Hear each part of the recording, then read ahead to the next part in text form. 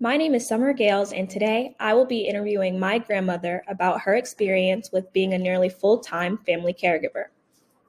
To give a little background information before we begin the interview, my grandmother, Miss Moore, is 66 years old and is nearly a full-time caregiver assistant for her mother, Mrs. Love, who is 91 years old. Every other day, my grandmother drives a mere 60 minutes one way to assist and care for her mother.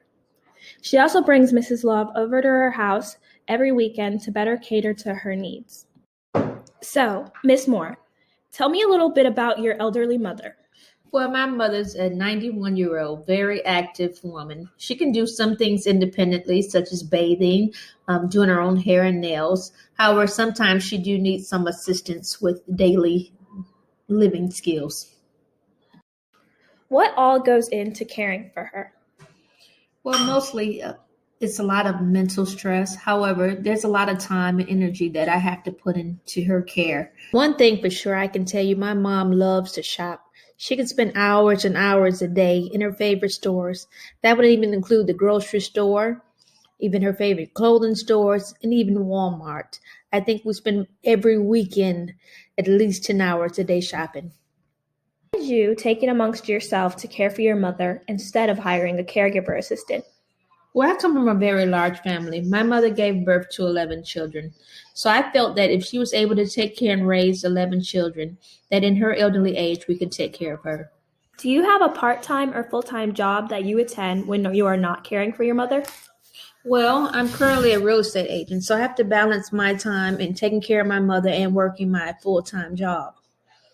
The last question I wanted to ask is, since you are balancing work and caring for your elderly mother, do you consider yourself at times overworked or lacking in time to care for yourself?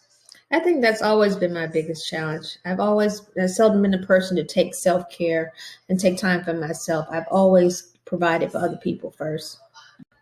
In light of COVID-19, it's very stressful. I don't have any time to do anything but worry about her as well as worry about myself.